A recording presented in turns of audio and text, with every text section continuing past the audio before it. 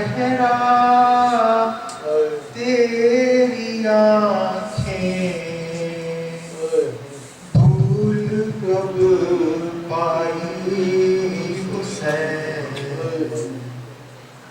آج بھی زینب کی آتی ہے صدا بھائی حسین، چلتے نا کے سے گرایا خود کو جلتی ریت پر، چلتے نا کے سے گرایا خود کو جلتی ریت پر، اٹھنیوں کے پل میں تیری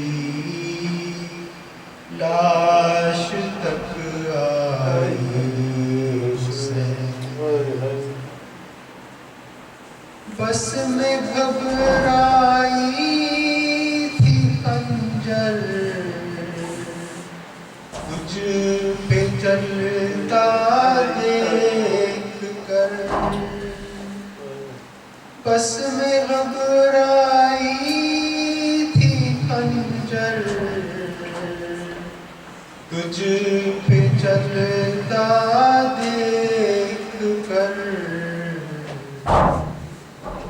پھر کسی مشکل میں گر کر میں نہ گھبرائی حسین، کون تھا جو مرنے والوں میں نہیں تھا خوبرو، کون تھا جو مرنے والوں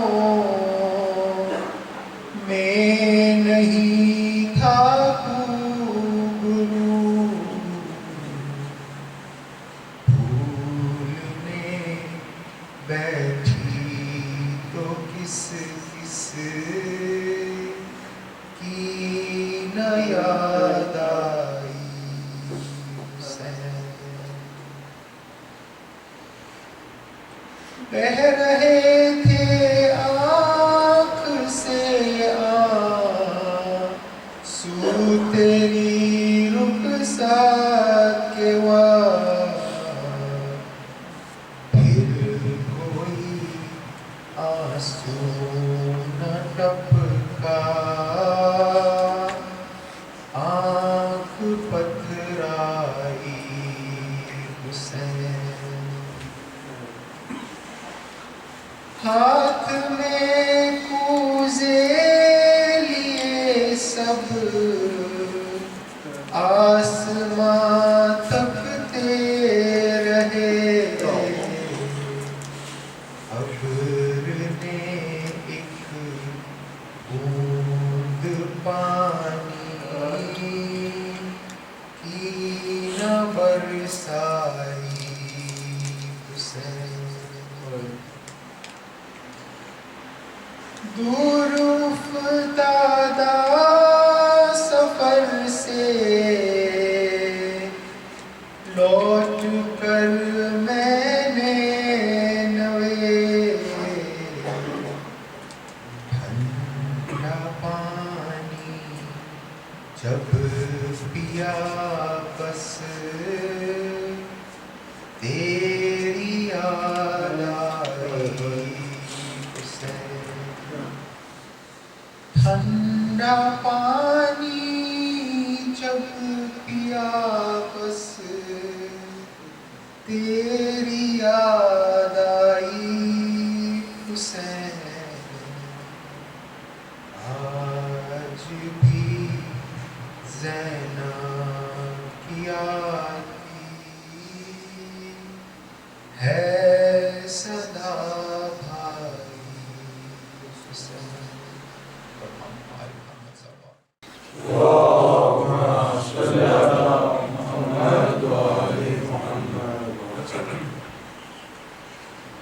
میں خاک کربلا ہوں، رتبہ میرا جدا ہے۔ میں خاک کربلا ہوں، رتبہ میرا جدا ہے۔ بنت علی نے مجھ کو چادر بنا لیا ہے۔ میں خاک کربلا ہوں، رتبہ میرا جدا ہے۔ اکبر جوان قاسم غازی سے چاند تارے، زین العبان میری آغوش میں اتارے، یعنی لہو نبی کا مجھ میں ملا ہوا ہے۔ میں خاک کربلا ہوں، رتبہ میرا جدا ہے۔ روتی ہوں یاد کر کے وہ بے کسی کا منظر، مولا چھپا رہے تھے مجھ میں جو لاش اصغر۔ اس دن سے آج تک نہ مجھ کو سکون ملا ہے۔ میں خاک کربلا ہوں، رتبہ میرا جدا ہے۔ شہدائے کربلا کے زخموں کو میں نے چوما، زہرا کی بیٹیوں کے قدموں کو میں نے چوما، اس سے واسطے ہی میری تاثیر میں شفا ہے۔ میں خاک کربلا ہوں، رتبہ میرا جدا ہے۔ اکبر کی لاش پر جب شبیر جا رہے تھے، اٹھتے تھے بیٹھتے تھے اور لڑکھڑا رہے تھے، منظر وہ ابھی میری آنکھوں میں پھر رہا ہے۔ میں خاک کربلا ہوں، رتبہ میرا جدا ہے۔ اے زائرین مولا چلنا یہاں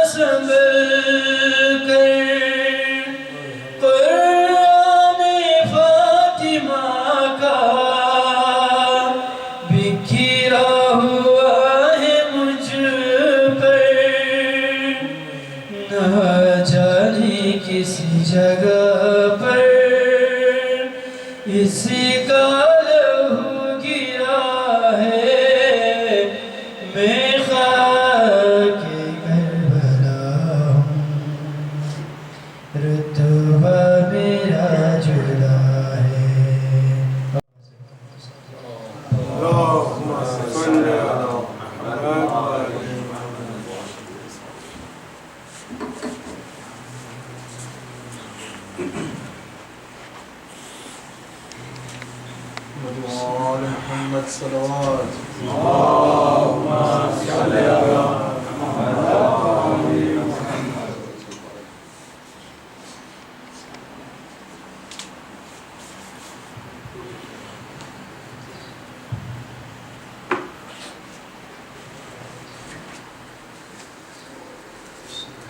سورہ مبارک ہے فاتحہ. خصوصاً آج ہمارے ایک فاضل عالم دین نجف اشرف کے طالب علم مولانا سید سفیر سجاد شیرازی 4 جگہوں پہ اشرا پڑھ رہے تھے پاکستان.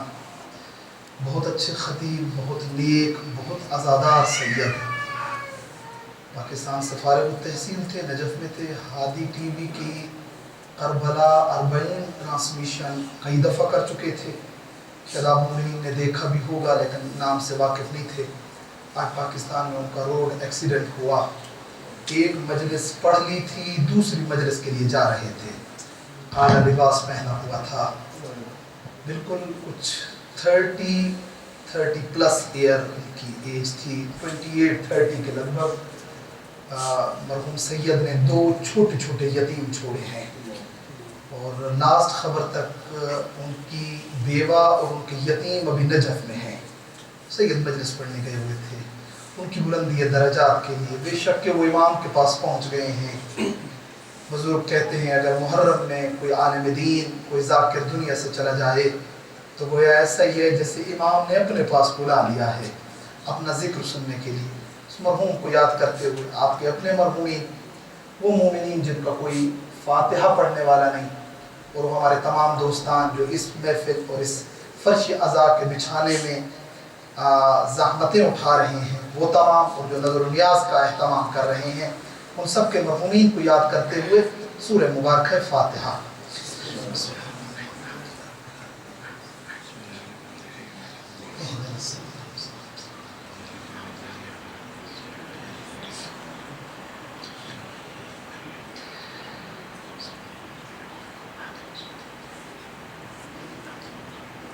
اور محمد واہل بیت محمد صلوات.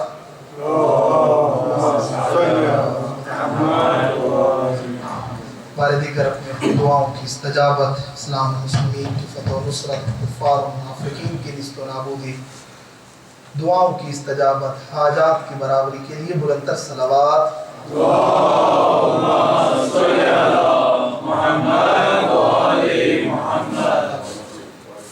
امام علیہ السلام کے ظہور میں تاجیر، ان کا ظہور ہم سب کے لیے عافیت قرار پائے. بلندتر صلوات.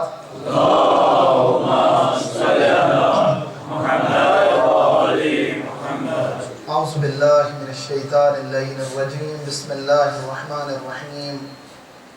الحمدللہ الذی هدانا لهذا وما كنا لنهتدی لولا ان هدانا اللہ لقد جاءت رسل ربنا بالحق ثم الصلاة والسلام والتحیة والإکرام على الرسول المسدد والمصطفى الامجد سیدنا ونبینا والطبیب نفوسنا وحبیب قلوبنا ومحبوب الہنا العالمین ابی القاسم المصطفى محمد. اللهم صل على محمد وآل محمد وعلى أهل بيته الطيبين الطاهرين المعصومين المنتخبين المنتجبين الذين أذهب الله عنهم الرجس وطهرهم تطهيرا. اللهم صل على محمد وآل محمد ولعنة الله على أعدائهم أجمعين من الآن إلى قيام يوم الدين. أما بعد فقد قال الله تبارك وتعالى في كتابه المجيد وفرقانه الحميد وقوله الحق وهو أصدق القائلين. بسم الله الرحمن الرحيم. وجعلناهم أئمة يهدون بأمرنا وأوحينا إليهم فعل الخيرات وإقام الصلاة وإيتاء الزكاة وقالوا لنا عابدين. صدق الله العلي العظيم.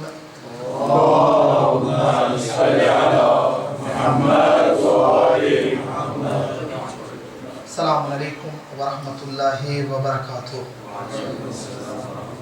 عزیزان محترم مومنین گرم قدر، اس سے پہلے کہ میں اپنے موضوع کو آگے لے کے چلوں، مومنین کی طرف سے ریکویسٹ ہوتی ہے دعاؤں کے لیے، اور واقعا ہم سب محتاج دعا ہیں۔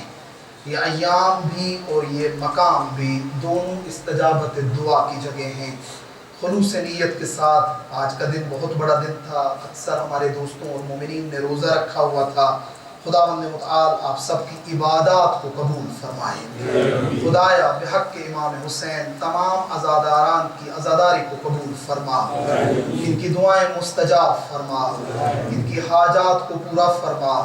میرے اللہ جو نظر و نیاز کا اہتمام کر رہے ہیں ان کے مال و رزق میں برکت و وسعت عطا فرما، ان کے مرحومین کی مغفرت فرما۔ میرے اللہ واسطہ محمد و آل محمد کا بیماروں کو شفا عطا فرما۔ میرے اللہ ہمارے جوانوں کی اصلاح فرما۔ خدایا اس سینٹر و اس مرکز کو آباد و شاد فرما۔ مومنین، والنٹیئرز، عزاداری کمیٹی، تمام دوستان جو زحمات کر رہے ہیں ہمارے بھائیوں میں سے بہنوں میں سے، پروردگارہ سب کو بہترین اجر عطا فرما۔ جناب سیدہ کی دعا ان کے شامل حال فرما۔ خدایا یہ بہترین اجر ہمیں قبر و محشر کے دن پروردگارہ ہمارے نام اعمال میں درج فرما۔ خدایا ہمارے امام کے ظہور میں تاجیل فرما، ہمیں امام کے عوام انصار میں شمار فرما۔ ربنا تقبل منا انکا انت السمیع العلیم برحمتک یا ارحم الراحمین۔ بار دیگر بلندتر صلوات۔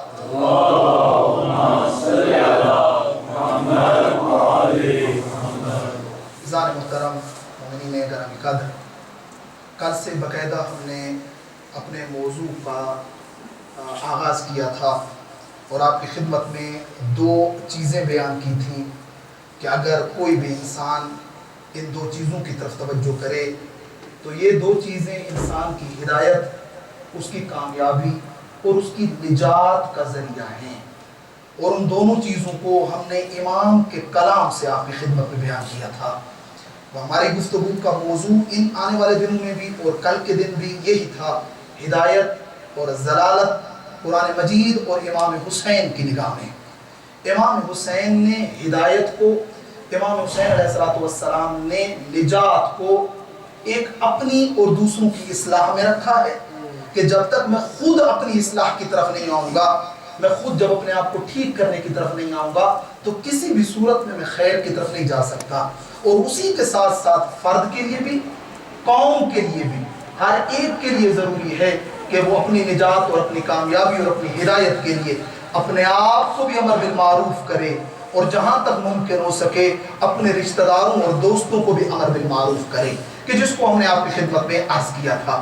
عزیزان، گفتگو ہدایت سے ریلیٹڈ ہوگی، علماء بیان کرتے ہیں ان چیزوں کو، اور میں نے ابتدائی سخن میں بھی جس آیت مجیدہ کو تلاوت کرنے کا شرف حاصل کیا ہے، سورہ انبیاء آیت نمبر 73، ارشاد رب العزت یہی ہو رہا ہے، وَجَعَلْنَاهُمْ أَئِمَّةً يَهْدُونَ بِأَمْرِنَا، اور ہم نے انہیں امام بنایا اور وہ ہمارے امر کے ساتھ ہماری مخلوق کی ہدایت کرتے ہیں، ہمارے حکم کے مطابق ہمارے بندوں کی ہدایت کرتے ہیں، اور ہم نے انہیں نیک کاموں کی، نماز کی، زکوٰۃ کے دینے کی وحی کی، اور ہم نے انہیں حکم دیا کہ وہ یہ کام کریں، وہ نیک کام انجام دیں، وہ کار خیر انجام دیں، وہ نماز پڑھیں، وہ زکوٰۃ دیں، وَقَانُوا لَنَا عَابِدِينَ، اور وہ فقط اور فقط ہماری عبادت کرتے تھے، وہ فقط اور فقط ہماری بارگاہ میں جھکتے تھے، وہ غیر اللہ کے سامنے نہیں جاتے تھے۔ عزیزان محترم، اللہ سبحانہ وتعالیٰ نے انبیاء کو، رسل کو، ہادیان دین کو، ائمہ کو اور کتابوں کو نازل کیا تاکہ انسانیت اور بشریت کی ہدایت کی جا سکے۔ یہ تمام اہتمام اسی لیے ہو رہا ہے کہ بشریت اور انسانیت کی ہدایت کی جائے اور انہیں کامیاب کیا جائے۔ اللہ سبحانہ وتعالیٰ کا ارادہ قطعاً اپنی پوری مخلوق میں سے کسی خاص گروہ کی ہدایت کا نہیں ہے۔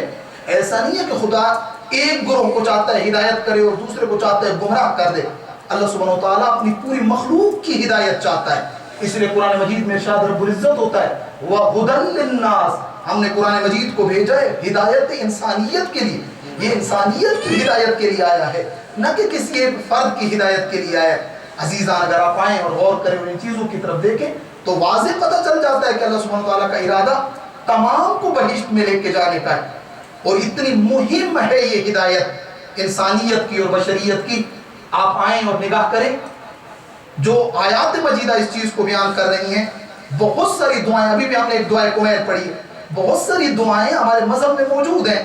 دعائے کمیل ہے، دعائے ندبہ ہے، دعائے افتتاح ہے، دعائے ابو حمزہ ثمالی ہے. 54 دعائیں صحیفہ سجادیہ کی ہیں. اسی طریقے سے صحیفہ دعائے امام علی علیہ السلام ہے. یہ سب دعائیں موجود ہیں، لیکن ان تمام دعاؤں میں سے فقط ایک دعا واجب ہے.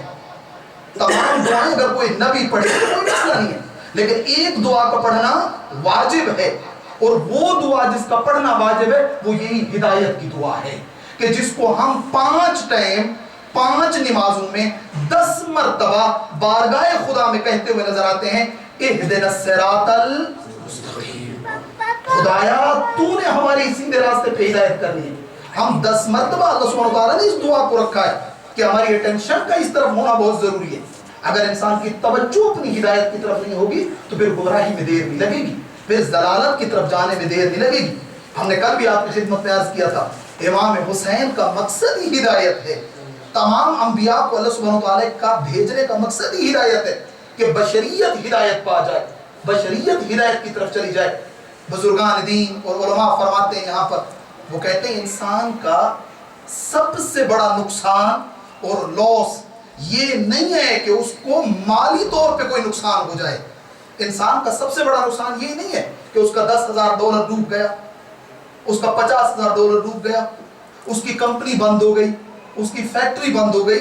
کا یہ لاس ہے، یہ نہیں کہا جا سکتا کہ یہ لاس نہیں ہے، یہ نقصان ہے، لیکن یہ سب سے بڑا نقصان نہیں ہے. آیت العبادت فرماتے تھے سب سے بڑا نقصان انسان کا یہ ہے وہ دنیا میں آئے 60 اور 70 سال زندگی گزارے لیکن ہدایت کے بغیر واپس چلا جائے. یہ سب سے بڑا نقصان، یہ سب سے بڑا لاس ہے انسان کا. اور اس کے بعد پھر فرماتے تھے کہ سب سے زیادہ خسارے میں کون ہے انسان؟ سب سے زیادہ لاس کس کو ہے؟ سب سے زیادہ خسارے میں کون ہے؟ فرمایا سب سے زیادہ خسارے میں وہ انسان ہے جو اس دنیا میں آنے کے بعد اس چیز کو نہ سمجھ پائے کہ فانی کیا ہے اور باقی کیا ہے. بقا اور فنا کے کنسپٹ کو کلیئر نہ کر پائے اور پوری زندگی اپنی ایسی چیزوں کے اندر گزار دے کہ جن کو فنا ہے، اور زندگی کی آخری سٹیج میں پہنچ کر پھر کچھ بھی ہاتھ میں نہ رہے اور انسان خالی ہاتھ اس دنیا سے چلا جائے. عزیزان محترم، انسان کے لیے جو چیز سب سے زیادہ مہم ہے، آپ آئیں دیکھیں اللہ سبحانہ وتعالیٰ کا ارادہ کتنا عظیم ہے. اتنا سارا اہتمام کیا جا رہا ہے. 124,000 انبیاء. میں آپ کی توجہ چاہوں گا، ایک صلوات پڑھ لیں اس کے ساتھ.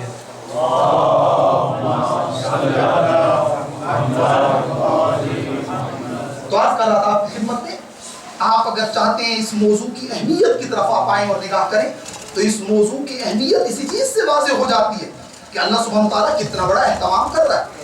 124,000 انبیاء، اسی کے ساتھ ہر نبی کے 1 یا 2 اوصیاء اور وصی موجود ہے. آپ اتنا ہی نمبر نبی کے وصیوں کا بھی لگا لیں.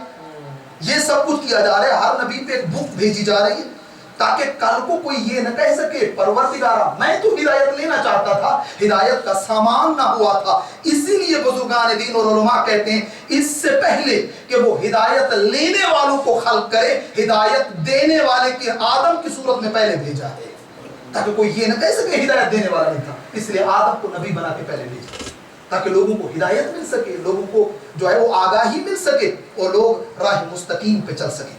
عزیزان، یہ محرم کی مجالس، یہ عشر امام حسین اسی چیز کی طرف ہے اور ہماری اسی چیز کی طرف رہنمائی کرتا ہے کہ ہم میں سے ہر بندہ آئے تھوڑی دیر کے لیے بیٹھے. ان مواعظ کا مطلب قطعاً ٹائم پاس نہیں ہے، ان مواعظ کا مطلب قطعاً لوگوں کے وقت کو جو ہے وہ ضائع کرنا نہیں ہے، بلکہ اس ٹائم کو، یہ بہت قیمتی ٹائم ہے، یہ کوئی عام وقت نہیں ہے. وہ وقت یعنی آپ خود اس مجلس اور اس کی اہمیت کا انداز آپ اس چیز سے لگا سکتے ہیں کہ یہ وہ مجلس ہے کہ جو عرش والوں کو اتنی پسند آتی ہے کہ وہ بارگاہ خدا میں التجا کرتے ہیں پروردگارہ تھوڑی اجازت دے دے حسین کی مجلس سے وہ آئیں. کیا ملتا ہے اس مجلس سے؟ آپ خود آئیں اور اندازہ لگائیں کتنی عظیم ہے یہ مجلس اور کیا مقام ہے اس مجلس کا. آپ آئیں اور اس مجلس سے کیا نہیں ملا. 2 ذکر ہی تو خدا نے ایسے بنائے ہیں جن کو نہ پڑھنے والا پڑھ کے تھکتا ہے نہ سننے والا سن کے تھکتا ہے. ہزاروں سال سے وہ ذکر ہو رہے ہیں, پڑھے بھی جا رہے ہیں, بار بار بھی پڑھے جا رہے ہیں, نہ پڑھنے والا اگتا رہا ہے نہ سننے والا اگتا رہا ہے. کون سے دو ذکر؟ دو ذکر, ایک اس نے اپنا ذکر قرآن مجید اور ایک محمد و آل محمد کا ذکر بنایا ہے. یہ وہ دو ذکر ہیں کہ جن کے اندر ہر دفعہ کچھ نیا ملتا ہے, ہر دفعہ کچھ سیکھنے کو ملتا ہے. ہاں شرط یہ ہے میں سیکھنے کا ذہن بنا کے آؤں, میں لینے کا ذہن بنا کے آؤں. میں آؤں کہ آج کچھ لے کے جانا ہے, پھر فقط لے کے جانا نہیں ہے, اس پہ بیٹھ کے پھر تھنکنگ بھی کرنی ہے, سوچنا بھی ہے کہ میں نے مجلس سے کیا سنا تھا, میں نے اس آیت کو, کیا وہ آیت, قرآن تو میرے لیے نازل ہوا ہے, قرآن تو بشریت کے لیے نازل ہوا ہے. یہ تو بعد میں ہم کہتے ہیں یہ قرآن کے اگینسٹ بھی ایک پروپیگنڈا تھا کہ پھر اس کو ہم قبرستان میں لے کے چلے گئے, فقط شب جمعہ کو ہم نے مردوں پہ اور قبروں پہ جا کر پڑھنا ہے. بھائی جس کے اوپر پڑھ رہے ہیں اب اس کو اتنا فائدہ نہیں پہنچائے گا جتنا فائدہ مجھے پہنچائے گا. قرآن میرے لیے آیا ہے نا, ہاں اس میں کوئی شک نہیں ہے کہ اس کا ثواب ہدیہ کیا جا سکتا ہے, یا بیٹی کو رخصت کرتے ہوئے اس کے سر کے اوپر سے نہیں. آپ بیٹی کی تربیت ایسی کریں کہ وہ جس گھر میں جائے اس کا کردار قرآنک طریقے سے لوگوں کو نظر آ رہا ہو. تربیت ایسی کریں, نہ کہ فقط قرآن کو اوپر لے آئیں اور بیٹی کو اس کے نیچے سے جو ہے وہ گزار دیا جائے. عزیزان, امام حسین علیہ السلام, میں نے قرآن کی آیات آپ کی خدمت میں بیان کی. ہدایت بہت واضح ہے. اللہ سبحانہ وتعالیٰ نے ہدایت میں کوئی ڈاؤٹ نہیں رکھا, بڑی کلیئرلی ساری چیزوں کو جو ہے اللہ سبحانہ وتعالیٰ نے بیان کر دیا. اس لیے آپ آئیں قرآن مجید کی آیات کی طرف نگاہ کریں. اِنَّا هَدَيْنَاهُ السَّبِيلَ إِمَّا شَاكِرًا وَإِمَّا كَفُورًا. ہم نے ہدایت کے راستے کو بڑا کلیئرلی بیان کر دیا. اے میرے بندے, اب تمہاری مرضی, تم نیک بنو یا تم کفر کرو, انکار کرو اور جہنم کی طرف جاؤ.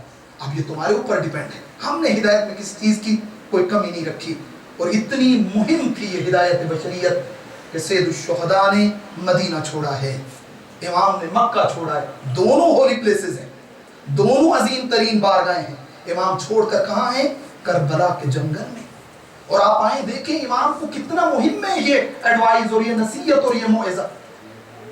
امام نے عاشور کے دن کتنے امام کے خطبات ملتے ہیں. امام متعدد خطبات جو ہے وہ وہاں پر بیان فرما رہے ہیں. کبھی گھوڑے پہ چڑھ کے خطبہ دیتے, کبھی امام ناکا پہ چڑھ کے خطبہ دیتے, کبھی امام سامنے آ کے خطبہ دیتے. عزیزان آپ توجہ کریں امام حسین علیہ السلام کے مقصد کی طرف. آپ نے کبھی سوچا ہے, تھوڑی دیر کے لیے میں آپ سے سوال کرتا ہوں, تھوڑی دیر کے لیے مجھے بتائیں, جس انسان کا جوان بیٹا مر گیا ہو, کیا اس کے پاس یہ دم ہوتا ہے کہ وہ بات کرے؟ اور بیٹا بھی علی اکبر جیسا. کسی انسان کا جوان بھائی مر گیا اور اس کی لاش پڑی مقتل کے اندر, اور پھر بھی وہ ناکا پہ چڑھ کے خطبے دے رہا. باخود آپ جائیں عاشور اور کربلا کو اسٹڈی کریں اور پڑھیں.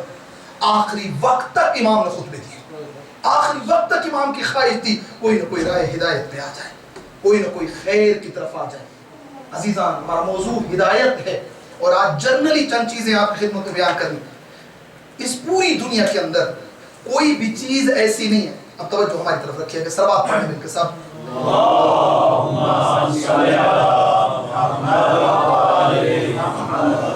ایک اور سروات پڑھنے مل کے سب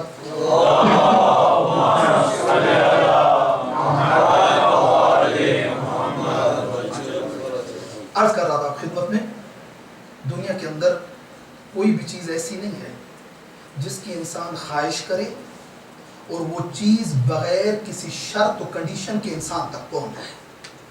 ہر ایک چیز کے لیے انسان کو کچھ نہ کچھ کرنا پڑتا ہے. اللہ سبحانہ وتعالیٰ نے سسٹم یہ ایسا رکھا ہے. آپ علم چاہتے ہیں, علم کے لیے آپ کو کوشش کرنی پڑے گی. آپ دنیا چاہتے ہیں, آپ کو دنیا کے لیے کوشش کرنی پڑے گی. آپ کو اپنے بدن کو غذا پہنچانی ہے, انرجی پہنچانی ہے, آپ کو کوشش کرنی پڑے گی. ہر ایک چیز کے لیے کوئی نہ کوئی شرط اور کوئی نہ کوئی کنڈیشنز ہیں. علماء نے 4 کنڈیشنز اور شرائط بیان کیے ہیں ہر اس انسان کے لیے کہ جو چاہتا ہے کہ وہ ہدایت یافتہ ہو جائے, جو چاہتا ہے اس کی زندگی میں نور آ جائے, جو چاہتا ہے اس کی زندگی میں ہدایت آ جائے. کون کون سی شرطیں؟ پہلی شرط جس کو بیان کیا گیا ہے وہ یہ ہے کہ جو بھی چاہتا ہے کہ اس کی زندگی میں ہدایت آ جائے, وہ اپنے اندر یہ کوالٹی پیدا کرے, اپنے اندر یہ کوالٹی پیدا کرے کہ اس نے ہدایت اور موعظے کی بات کو سننا ہے. حتماً یہ اس کے اندر یہ چیز ہونی چاہیے کہ اس نے سننی ہے بات. آپ کے سامنے لوگوں کی 2 قسمیں, آپ نے دیکھا بھی بہت سارے لوگ ایسے ہوتے ہیں کہ ان کو کچھ سننے ہی نہیں ہے کسی کی بات. وہ کہتے ہیں ہم سنانے والے، ہم سننے والے نہیں. جبکہ قرآن کہتے ہیں سنو بھی صحیح سناؤ بھی صحیح. قرآن کہتے ہیں اور آپ آئیں ہماری جو میجورٹی لوگوں اور مومنین کی جو پرابلمز ہیں ان میں سے زیادہ تر پرابلم جو بہت بڑی ہو جاتی ہیں اس میں سے ایک مسئلہ یہی ہوتا ہے وہ بیٹھ کر ایک دوسرے کی بات سننے کے لیے تیار نہیں ہے. اور قرآن مجید یہاں پر ایک فارمولہ دیتا ہے. قرآن کہتے ہیں جو بھی ہدایت چاہتا ہے الذین یستمعون القول فیتبعون احسنہ. پہلی چیز اس کے اندر یہ ہونی چاہیے فرمایا وہ لوگ کہ جو بات کو سنتے ہیں اور اس بات کو سننے کے بعد اس میں سے اچھی بات کو لے لیتے ہیں. اولئک الذین ھداھم اللہ. یہی وہ لوگ ہیں کہ جن کی اللہ ہدایت کرتا ہے. ہدایت کی پہلی شرط کیا ہے کہ وہ بات کو سنتے ہیں حتماً. اور انسانی زندگی کے اندر عزیزان محترم سننا بہت افیکٹ کرتا ہے. سننے کا بہت زیادہ اثر ہے انسان کی زندگی میں. اب ڈیپینڈ کرتا ہے کہ میں نے سننا کیا ہے. آپ جو بھی سنیں گے وہ آپ کی زندگی میں اثر انداز ہوگا اور آپ جو بھی دیکھیں گے وہ آپ کی زندگی میں اثر انداز ہوگا. اور وہاں بیان کرتے ہیں کہتے ہیں انسان ایک فلیکسیبل وجود ہے. آپ اس کو جس طرف لے جائیں وہ جائے گا. ایسا نہیں ہے اگر آپ اس کو خیر کی طرف چند دن آپ ایک ایسے انوائرمنٹ میں رہیں کہ جو بہت ہی اچھا انوائرمنٹ ہے آفٹر فیو ڈیز آپ خود بخود اسی کے اندر یوز ٹو ہو جائیں گے اور وہ ساری چیزیں آپ پریکٹس کرنے لگیں گے جو وہ لوگ کر رہے ہوتے ہیں. اس کا مطلب یہ ہوا کہ ایسی چیز نہیں ہے ہدایت کہ جو میں کہوں کہ اب میں تو ہدایت یافتہ نہیں ہو سکتا. میرے امام کا سفینہ نجات ہے ہی اسی لیے کہ اس میں جو بہت دور چلے گئے ہیں وہ واپس آ جائیں. جو بہت دور چلے گئے ہیں وہ در حسین پہ آ جائیں کہ در حسین پہ آنے کے بعد بہت جلدی راہ ہدایت پہ آ جائیں گے. پہلی شرط عزیزان سننے کی میں آؤں اور میں آ کر سنوں. قرآن مجید نے بھی اسی چیز کی طرف اشارہ کیا اور باقی روایات کے اندر بھی اسی چیز کی طرف جو ہے وہ فوکس کیا گیا. اور قرآن یہی کہہ رہا ہے کہ ہدایت پہ وہی ہے کہ جو بات کو سنتے ہیں اور توجہ دیتے ہیں. عزیزان آج بھی ہمیں سننے کی ضرورت ہے. آج بھی جو چیز ہمارے درمیان جو ہدایت دور ہوتی چلی جا رہی ہے بہت بڑا ڈسٹینس آ گیا ہے ہمارے درمیان اس کی وجہ یہ ہے کہ ہم فقط محرم کے دنوں میں موعظہ کو سنتے ہیں. باقی دنوں میں ہم دور ہو چکے اور اس کا اثر اتنا زیادہ ہے عزیزان محترم انسان کی زندگی کے اندر. ایک ہمارے تاریخ کے اندر ایک شخص گزرا ہے فضیل بن عیاض. یہ بندہ چور فیمس تھا, لوگوں کے ڈاکے مارتا, لوٹ لیتا اور اتنا ڈینجرس تھا کہ لوگ اس سے ڈرتے تھے, اس کے نام سے لوگ کانپتے تھے. اتنا بڑا یعنی اس کی دہشت اور وحشت تھی فضیل بن عیاض. ایک دن اس نے پلان کیا, دیکھا کہ گھر میں کچھ نہیں تو اس نے پلان کیا کہ فلاں محلے میں جا کر فلاں شخص جو کہ گھر میں اکیلا میں اس کو جا کے آج رات لوٹ لوں گا. یہ گیا اس کی دیوار سے, ظاہر بات ہے دروازے سے تو جاتا نہیں تھا, ڈاکو تھا, چور. یہ دیوار کے اوپر سے گیا ہے. جب اوپر آدھا یہ دیوار کے اندر تھا اور آدھا اس کا سر جو تھا وہ اوپر تھا, کیوں ہی نگاہ پڑی دیکھا تو وہ شخص اپنے گھر کے صحن میں قرآن مجید کو کھول کر اس کی تلاوت کر رہا ہے. اور تلاوت یہ رکا تھوڑی دیر کے لیے کہ یہ کیا کر رہا ہے, کیا بول رہا ہے. دیکھا تو قرآن کی تلاوت ہو رہی ہے اور آیت جس کی یہ تلاوت کر رہا تھا وہ یہ تھی بسم اللہ الرحمن الرحیم الم یعن للذین آمنوا ان تخشع قلوبهم لذکر اللہ. آیت کی یہ تلاوت ہو رہی تھی الم یعن للذین آمنوا ان تخشع قلوبهم لذکر اللہ. میں آپ کی توجہ چاہوں گا, بہت عظیم آیت. ٹرانسلیشن یہ بنتی ہے آیت کی, وہ شخص اندر پڑھ رہا تھا, چور سن رہا تھا. آیت یہ تھی کیا ابھی تک وہ وقت نہیں آیا, کیا ابھی تک وہ وقت نہیں آیا کہ مومنین کے دل اللہ کے خوف سے خشیت پیدا کر لیں. کیا ابھی تک وقت نہیں آیا کہ اپنے آپ کو بدل لے انسان, اپنے آپ کو چینج کر لے انسان. وہیں دیوار سے کہتے ہیں آن الوقت, آن الوقت, آ گیا ہے وہ وقت. اترتا بھی آیا اور روتا بھی آیا. ایک آیت نے اتنا اثر کیا کہ اس کے بعد اتنا بڑا سکولر بنا کہ لوگ اس کے درس اخلاق میں بیٹھتے تھے اور اس کا جھوٹا پانی پی کے شفا حاصل کرتے تھے. شفا حاصل کرتے تھے. ممکن ہے عزیزان محترم, ایسا نہیں ہے کہ میں کہوں ممکن نہیں. اسعد بن زرارہ, یہ بندہ اسد بن زرارہ یہ مدینے کا رہنے والا ہے, مشرک ہے, مشرکین اور کافر ہے.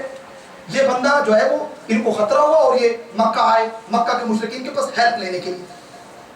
وہاں پہنچے کہ ہمیں ہیلپ چاہیے, ہمیں ویپنز چاہیے اور یہ چیزیں چاہیے. جو ان کے دوست مکہ میں رہنے والے تھے انہوں نے کہا کہ سوری ہم خود اس وقت ہمارے حالات ٹھیک نہیں ہیں, کوئی ویپنز وغیرہ تو تمہیں نہیں دے سکتے, تو جانا ہے تو چلے جاؤ. تو اس نے کہا کہ چلے ٹھیک ہے میں جاتا ہوں لیکن کعبے کا طواف تو کر لوں. مشرکین کعبہ کے اندر انہوں نے اپنے بت رکھے ہوئے تھے, آئیڈلز ان کے موجود تھے, جاتے تھے اس کا طواف کرتے واپس چلے جاتے.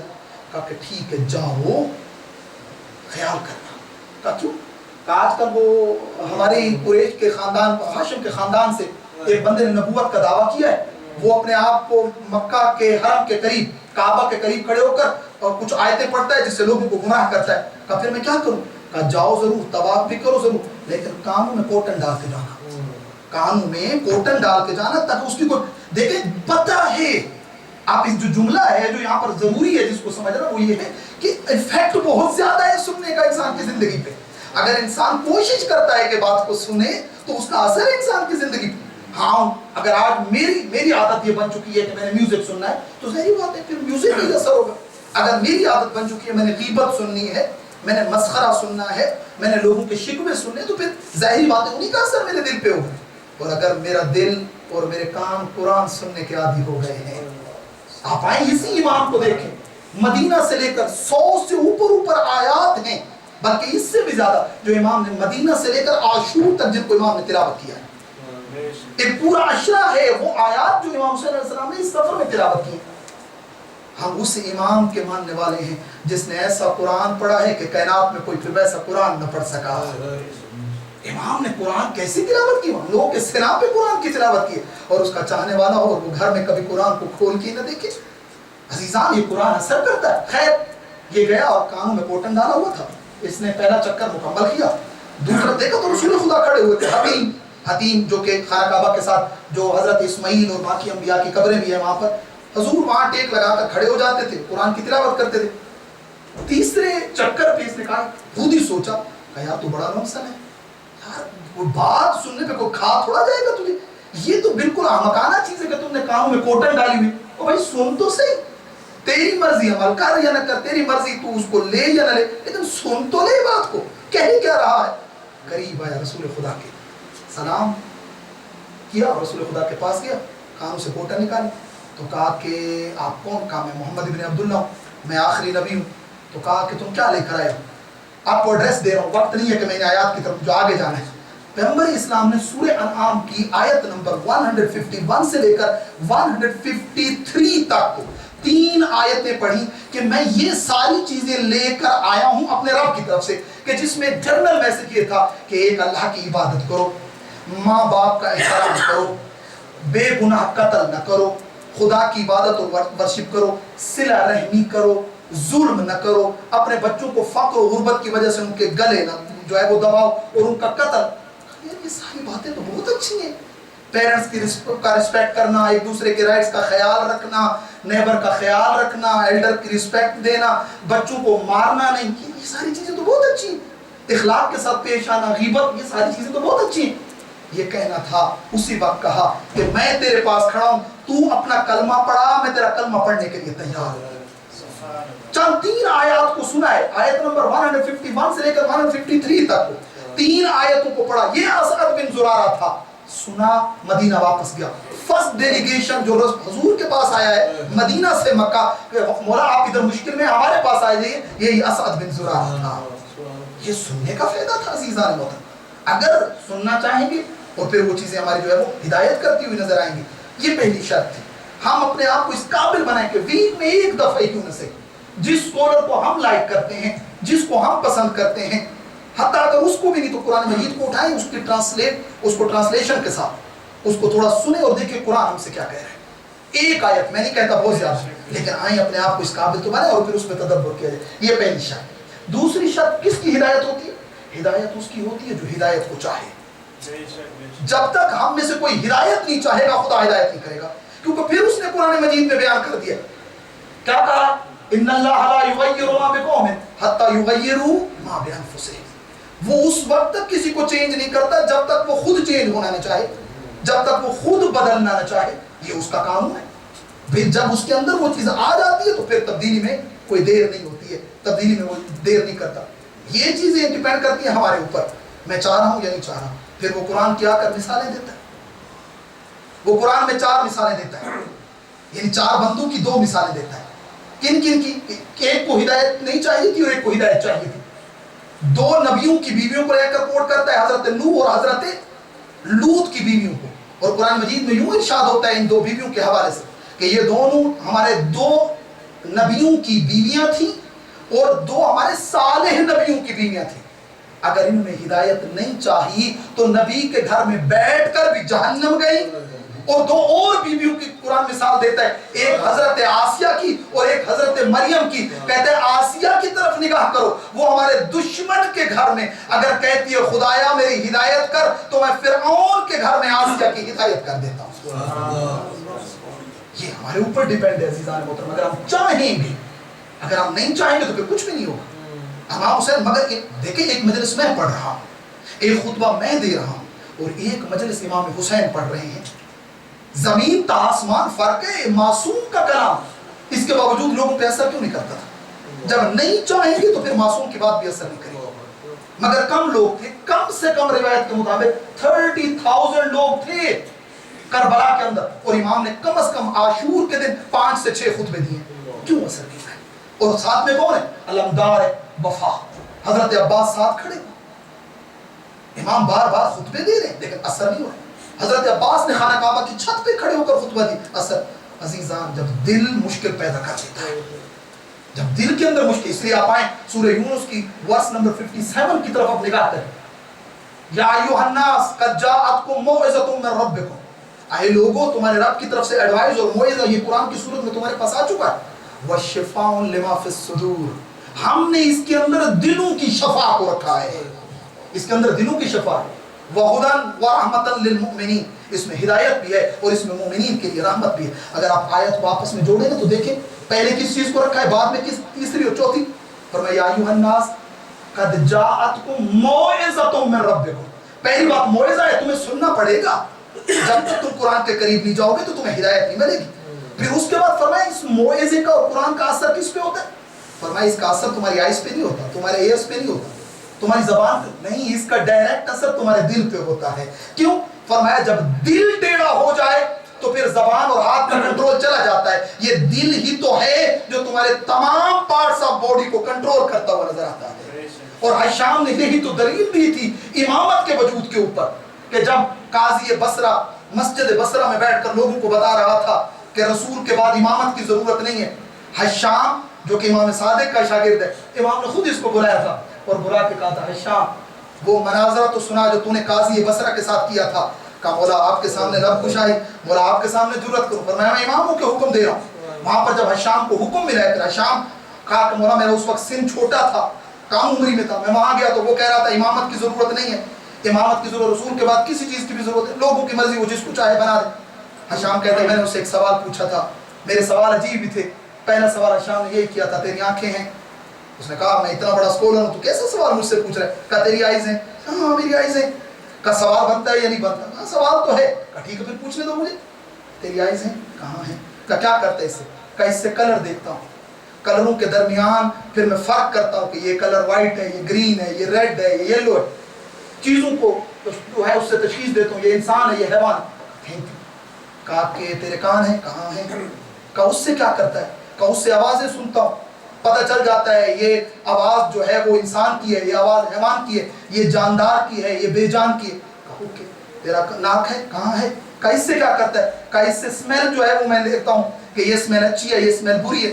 اور اللہ کتنا کریم ہے, علماء کی اور بھی یہاں پر تفسیر میں مثال دیتے ہیں. کہا وہ اتنا عظیم ہے, اس نے سب سے پہلے, ہم جب بھی کوئی چیز کھانے لگتے ہیں آپ آئیں اور دیکھیں, ہم اس کو دیکھتے ہیں, ہو سکتا ہے آنکھوں سے وہ چیز اچھی لگ رہی, ہم اٹھا لیتے ہیں, تھوڑا قریب لاتے ہیں, پھر ہمارا نوز ہماری ہیلپ کرتا ہے جب اس سے بری اسمیل آ رہی ہوتی ہے. اگر یہ بھی دھوکہ کھا جائے پھر زبان کو رکھا ہے, ٹیسٹ بتا دیتا ہے یہ تیرے کھانے کے قابل ہے یا کھانے کے قابل نہیں ہے. یہ 3 سوال کیے ہیں جناب حشام نے اس سے. کہا تیرا ناک, کہا اس سے اسمیل لیتا ہوں چیزوں کے بارے میں. کہا اچھا میرا آخری سوال یہ ہے, کبھی ایسا بھی ہوا ہے کہ تو نے کوئی آواز سنی اور تجھے ڈاؤٹ ہو گیا کہ پتہ نہیں یہ کس چیز کی آواز ہے, یا کبھی تو نے کوئی چیز دیکھی اور تجھے ڈاؤٹ ہو گیا کہ یہ انسان ہے یا حیوان ہے؟ کہاں کئی دفعہ ہوتا ہے. کہا پھر کیا کرتا ہے؟ کہ جب بھی ان پارٹس آف باڈی پہ مجھے کوئی ڈاؤٹ کریٹ ہوتا ہے اور ڈاؤٹ آتا ہے اور شبہ ہوتا ہے تو پھر میں اس ڈاؤٹ کو دل پہ بھیجتا ہوں, اور دل پھر میری ہیلپ کرتا ہے کہ کیا کرنا ہے, اور وہ مجھے بتاتا ہے کہ میں آخری ڈیسیجن کیا ہوں.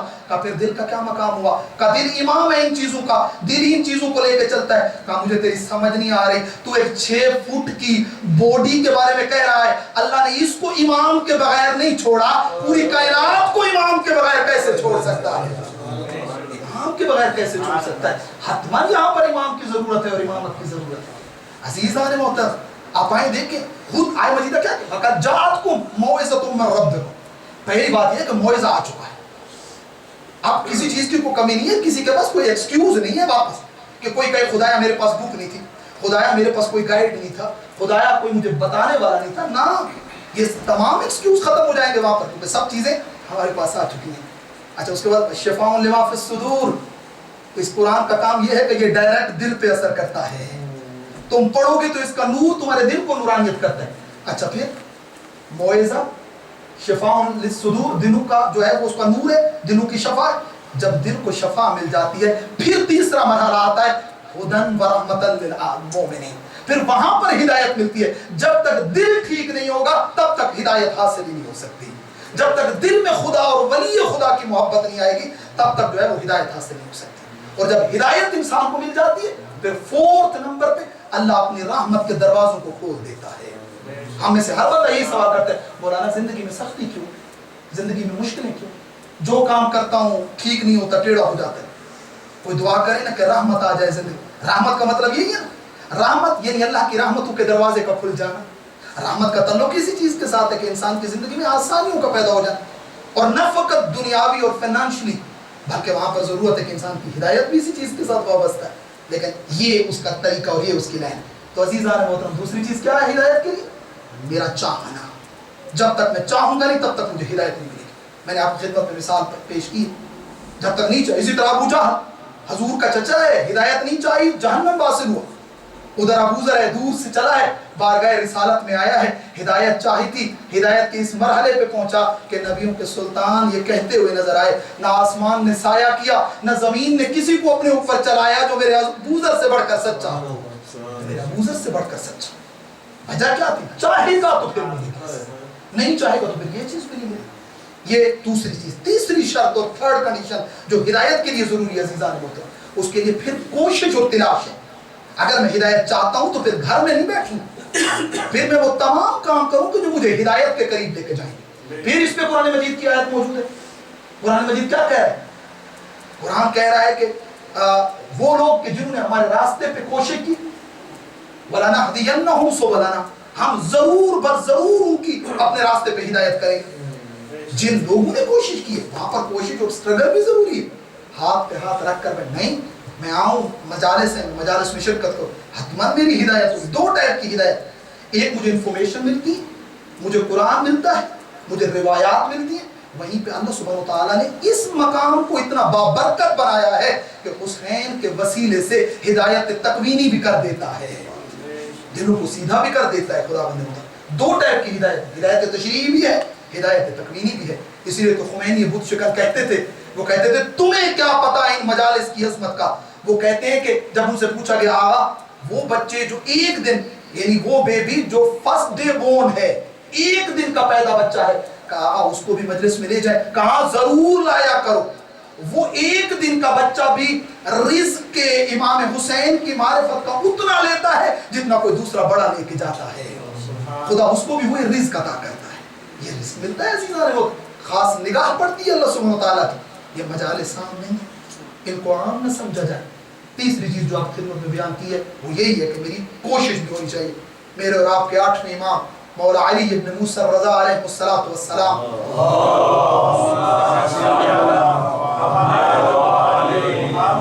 امام سے فرماتے ہیں جو بھی چاہتا ہے کہ خدا اس کو ہدایت کی توفیق دے اور پھر وہ کوشش نہیں کرتا گویا اس نے اپنے ساتھ مذاق کیا ہے. اور لاسٹ ون چیز کہ جو پھر ہدایت کے لیے شرط ہے, ضروری ہے, وہ یہی ہے کہ اگر میں آؤں اور میں سوچوں کہ مجھ سے کچھ ایسا ہوا ہے جو نہیں ہونا چاہیے تھا. خدایا being a human being, مسلم شیعہ, مجھے یوں نہیں ہونا چاہیے تھا, مجھے ایک اچھا انسان ہونا چاہیے. بزرگ عالم دین یوں پڑھتے تھے, وہ کہتے تھے نا کہ اگر کسی کو دیکھو اور اسے وہ ماشاءاللہ یہ تو فرشتہ ہے, کہا نہیں, فرشتے کا مقام انسان سے بلند ہے. کہا خدا نے, توجہ کیجئے گا, کہا خدا نے تمہیں انسان پیدا کیا ہے اور تیرا حق بنتا ہے تو انسان بن کے رہے. اگر انسان اسی سیکرٹ کو سمجھ جاتا ہے کہ وہ ایک اچھا انسان بن جائے تو بس کافی ہے, وہ کافی ہے اس کے لیے. اور اہل بیت, ائمہ, انبیاء اسی لیے ہیں, کتابیں اسی لیے نازل ہیں کہ ہم ایک اچھے انسان بن سکیں. انسان کا مقام بلند ہے, مومن کا مقام بلند ہے.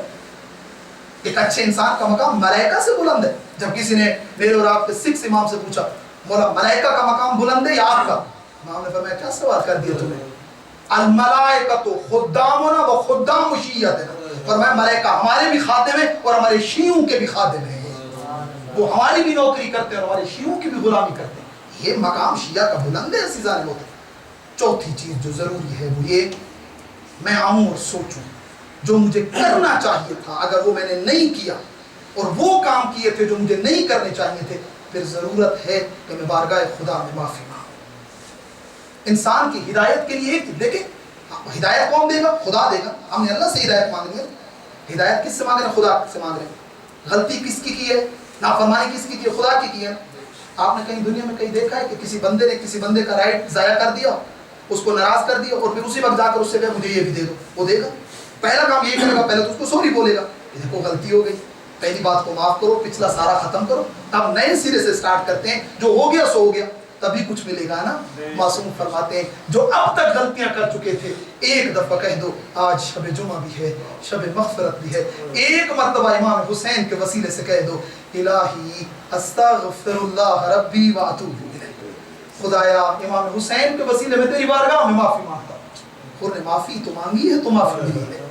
عزیزانا میں پہلے یہ تو کہوں خدایا مجھ سے غلطی ہوئی جب تک میں ایکسیپٹ ہی نہیں کروں گا اپنی غلطیوں کو تو پھر کیسے مجھے وہاں پر جو ہے وہ معافی ملے گی. یہ چار چیزیں تھی یاد رکھیے گا بلائیے گا نہیں. پہلی چیز اپنے اندر یہ کوالٹی پیدا کرے ہمیشہ کچھ نہ کچھ خیر سننی ہے موعظہ سننا ہے ایڈوائز سننی ہے اس کا ایک اثر ہے. دوسرا خدا سے اس چیز کو طلب کرے اور چاہے بھی صحیح کہ اس نے ہدایت حاصل کرنی ہے. تھرڈ ون اس کے لیے اسٹرگل بھی کرے. اگر مجلسیں ہو رہی ہیں ذکر ہو رہا ہے میلاد ہو رہا ہے قرآن کی تلاوت ہو رہی ہے ولیمۃ رمضان ہے پھر وہاں پر جائے بھی صحیح. اور فورتھ ون اب تک جو غلطیاں کی ہیں اس سے اللہ کی بارگاہ میں معافی اور توبہ کا طلبگار ہو جائے. عزیزان یہ جو خطبے میرے امام نے دیے کیا یہ 60 یا 61 ہجری تک کے لوگوں کے لیے تھے؟ نہیں یہ خطبے میرے لیے بھی تو تھے نا. میرا امام بہت پیاسا تھا عاشور کے دن. بخدا علامہ شستری نے لکھا ہے پیاس امام کی اتنی زیادہ تھی کہ اگر کوئی اور حسین کی جگہ پہ ہوتا تو پھر اس کو ہوش بھی نہ ہوتا. امام کی زبان امام کے حلق کے ساتھ لگی ہوئی تھی لیکن اس کے باوجود بزہرا کلال لوگوں کو خطبے دے رہے تھے. آئیں آج امام کی ان ایڈوائزز کو ہم دیکھیں اس پہ توجہ کریں. آؤں اور میں آ کر دیکھوں آج میں کہاں کھڑا ہوں مجھے کہاں ہونا چاہیے. کیا آیا میں اپنے امام کا حق ادا کر رہا ہوں نوکری کا اور شرف کا وہ جو انہوں نے میرے ساتھ احسان کیا. عزیزان ان چیزوں کو سمجھنے کی ضرورت ہے. ہو گئی ہے 2 محرم کو ورود کربلا کے مصائب پڑھے جاتے ہیں. عزیزان 8 ذی الحجہ کو میرے امام نے مکہ چھوڑا ہے. حاجی حج کا احرام باندھ رہے تھے زہرا کلال احرام کھول رہا تھا. آپ لوگ حج پہ گئے ہیں جو حج پہ گئے ہیں ان کو اچھا پتا ہے اگر 8 ذی الحجہ کسی کو کہا جائے نا تمہیں حج نہیں کرنا عزیزان اس کے دل برداشت نہیں کر پاتا. علماء نے لکھا ہے امام نے کعبہ چھوڑا ہے جب تک کعبہ نظر آتا رہا ہے امام مڑ مڑ کے دیکھتے رہے. امام کو بہت محبت تھی اللہ کے گھر کے ساتھ. 8 ذی الحجہ کو امام نے مکہ چھوڑا ہے. آزادہ بیویوں کو بتا دیا گیا تھا 12,000 لیٹر آ چکے تھے کوفہ سے کہ ہم کوفہ جا رہے ہیں. یہاں علماء کہتے ہیں کہ بیویوں کو جب بتایا گیا تھا نا کوفہ حتماً بیویوں کے دل میں ایک بات آئی ہوگی کوفہ جائیں گے کوفہ بابا کی شاہی رہی ہے اہل کوفہ ہمارا استقبال کریں گے اہل کوفہ ہم پہ پھولوں کی بارش کریں گے. ہاں آزادوں یہ ذہن بنا کے چلے تھے اور یہ بھی پتا تھا یہ وہی کوفہ والے تو ہیں جن کو بابا علی رات کو اٹھ اٹھ کے کھانا پہنچاتے تھے جن کے یتیموں کی بابا علی پرورش کرتے تھے. میں کہوں گا اے بی بی کاش آپ کے بابا نے کوفہ والوں کو کہا ہوتا اے اہل کوفہ جہاں میں تمہارے یتیموں کا خیال رکھ رہا ہوں اے کل جب میرے یتیم کوفہ میں آئے اے میرے یتیموں کا خیال رکھنا. ہاں آزادارو جب یہ خبر پہنچی نا مقام صالبہ پہ جناب مسلم ابن عقیل کی شہادت کی عزیزان پتہ چل گیا تھا کوفہ میں اب کیا ہو رہا ہے. اب امام کی منزل کوفہ نہیں رہی. یہ وہ پہلی جگہ تھی جہاں میرے امام نے کلمہ استرجاع پڑھا ہے. ادھر شخص نے آ کے خبر دی ہے مولا جب ہم نے کوفہ چھوڑا تھا حانی و مسلم کے بدن کو کوفہ کی گلیوں میں پھرایا جا رہا ہے. عزادار و امام نے پہلی دفعہ کہا تھا اِنَّا لِلَّهِ وَإِنَّا إِلَيْهِ رَاجِعُونَ. عزادار و امام نے جناب مسلم کی یتیمہ کو بلایا تھا, جناب عاتقہ کو اپنے زانوں پہ بٹھایا تھا, سر پہ پیار کیا تھا, بالیاں منگوائیں تھیں, بالیوں کو کانوں میں ڈالا تھا. ادھر کھڑے ہو کر دور جناب سکینہ دیکھ رہی تھی, آگے بڑھ کے سوال کیا تھا, کہا تھا بابا اگر کوئی یتیم ہو جائے, بابا یتیمہ کے ساتھ یہ پیار کیا جاتا ہے. عزادار و امام نے کہا تھا سکینہ تیرا یہ مقدر نہیں ہے میرے لئے, اجرکم عند اللہ, اجرکم عند اللہ. ہاں عزادارو, اس کے بعد امام نے اپنے بچوں کو جمع کیا ہے, امام نے اپنے حرم کو جمع کیا ہے, ایک خیمے میں سب جمع ہوئے. عزادارو امام نے دیکھنا شروع کیا ہے. روایت کہتی امام دیکھ بھی رہے تھے, امام اونچی آواز میں رو بھی رہے تھے. عزادارو امام رو بھی رہے تھے, اور ہمارے کہے حتماً شاید وجہ یہی ہوگی کہ جب اکبر پہ نگاہ پڑی ہوگی تو کربلا میں اکبر کا اربن ہونا یاد آیا ہوگا. عزادارو جب اصغر پہ نگاہ پڑی ہوگی تو گلے پہ تیر کا لگنا یاد آیا ہوگا. عزادارو جب سکینہ پہ نگاہ پڑی, عزادارو سکینہ کے چہرے پہ تماچو کا لگنا یاد آیا ہوگا. اجرکم عند اللہ, اجرکم عند اللہ. کیوں عزادارو؟ کیونکہ باپ کا بیٹی سے بڑا پیار تھا, بیٹی کا باپ سے بہت زیادہ پیار تھا. عزادارو نہ سکینہ بابا کے بغیر رہ سکتی تھی, نہ باپ سکینہ کے بغیر. اس لیے روایت میں ملتا ہے جب امام نے آخری وداع کیا ہے اور امام پہنچے, دو جگہوں پہ امام کی سواری رکی ہے. ایک 2 محرم کو کربلا کے مقام پر, ایک 10 محرم کو جب امام مقتل جانے لگے ہیں. اجرکم عند اللہ. جب نیچے دیکھا تو سکینہ ہے جو ذوالجلال کے کانوں سے لٹی, اے بابا کے ذوالجلال میرے بابا کو مقتل نہ لے جا.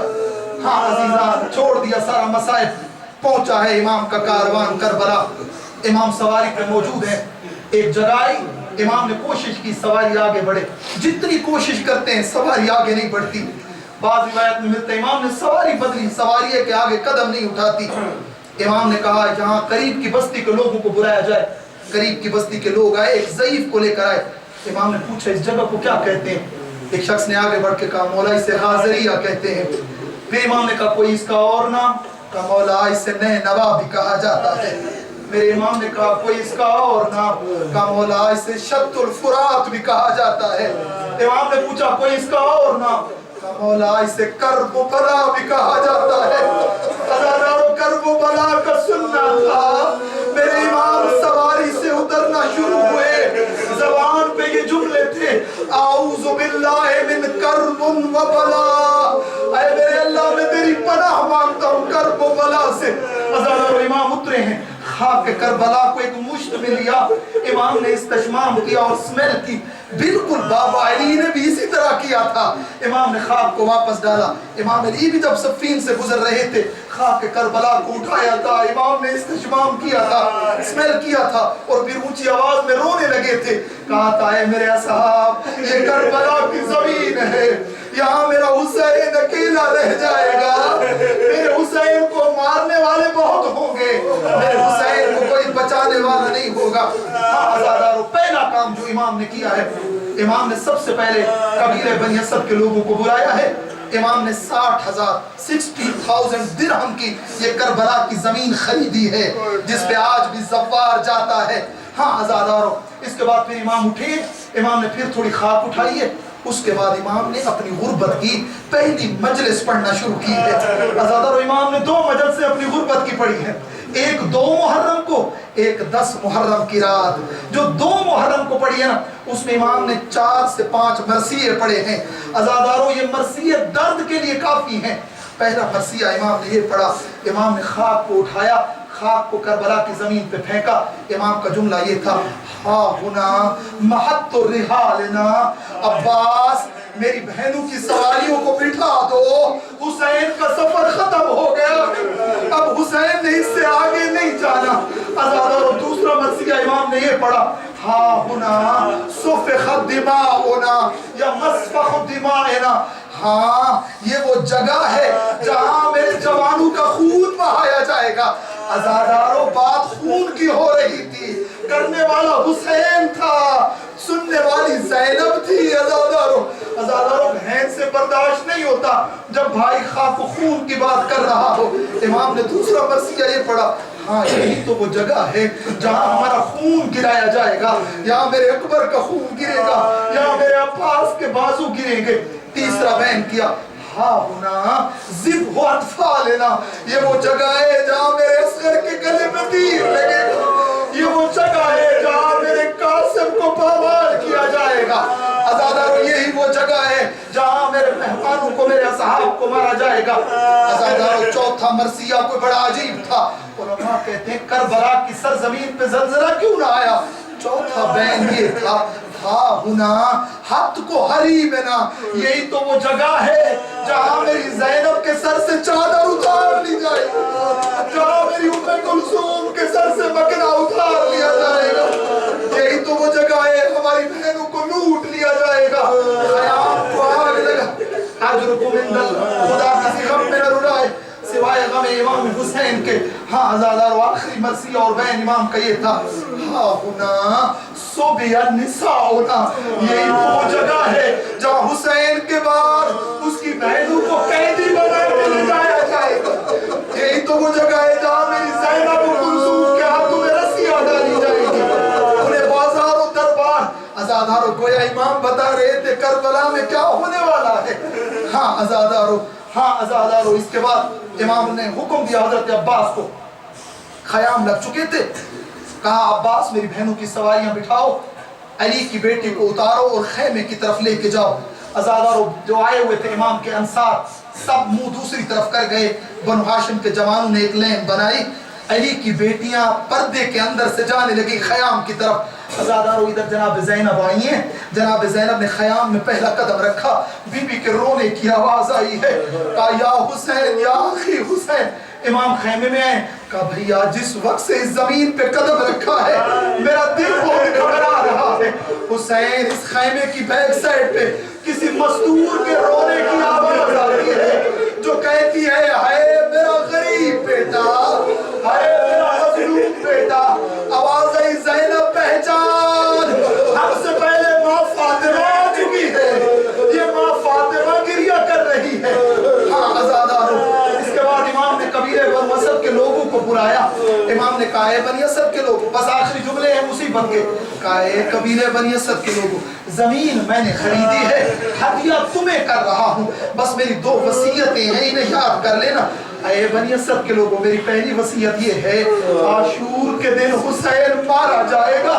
اے میری شہادت کے بعد یہاں میری قبر بنے گی. اے بنی اسد کے لوگوں جب کوئی میرا زبار میری زیارت پہ آ جائے, اے بنی اسد کے لوگوں میں وصیت کرتا ہوں 3 دن میرے زبار کا خیال رکھنا. امام نے آپ کو یاد کیا ہے, امام نے آپ کے خیال رکھنے کی بات کی ہے. اے بنی اسد خیال کرنا میرا کوئی زبار پیاسا نہ جائے, اے خیال کرنا میرا کوئی زبار بھوکا نہ جائے. ہاں عزادارو دوسری وصیت, اور آج بھی ہم دیکھتے ہیں کوئی زوار کربلا سے پیاسا نہیں جاتا. ایک عالم دین کے بارے میں ملتا ہے, وہ کہتا ہے میں قبر امام حسین کے پاس جب بھی جاتا ہوں مجھے جتنی بھی پیاس لگی ہو میں امام کی قبر کے پاس پانی نہیں پیتا, میں باہر نکل کے پانی پیتا ہوں. کہا میں نے پوچھا وجہ کیا ہے, کہا مجھے شرم آتی ہے, اے جو پیاسا دنیا سے چلا گیا آج اس کے حرم میں ٹھنڈے پانی کی سبیلیں پڑی ہوئی ہیں. دوسری وصیت کیا تھی عزادارو, دوسری وصیت یہ تھی قبیلے بنو اسد کے لوگوں کو, اے بنی اسد کے لوگوں عاشور کے دن جب یہ ظالم ہمیں مار دیں گے, ہمیں مارنے کے بعد یہ ملعون ہماری لاشوں کو دفنائیں گے نہیں, ہماری لاشوں کو ایسے چھوڑ دیا جائے گا. اے بنی اسد کے لوگوں تم آنا ہماری لاشوں کو دفنا دینا, اگر خود نہ آ سکنا نا جب تمہاری عورتیں پانی بھرنے آئیں انہیں کہنا وہ ہمیں دفنا دیں, اگر وہ بھی نہ دفنا سکیں پھر اپنے بچوں کو کہنا وہ کھیلتے کھیلتے چلے آئے, کچھ خاک اٹھا کر ہمارے بدنوں پہ ڈال دے.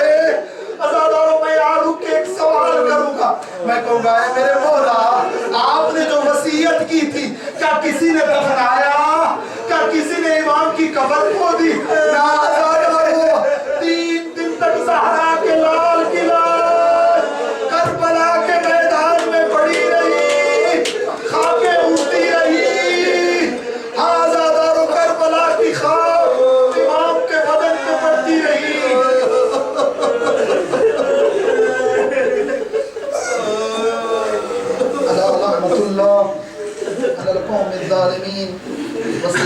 الذين ظلموا أي منقلب ينقلبون ماتم حسین.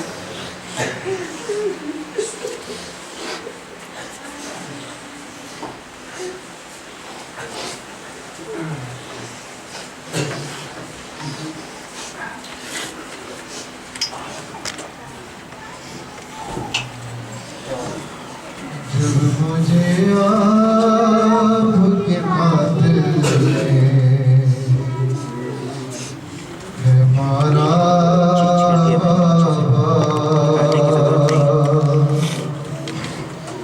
جب مجھے آپ کے خاطر ہے مارا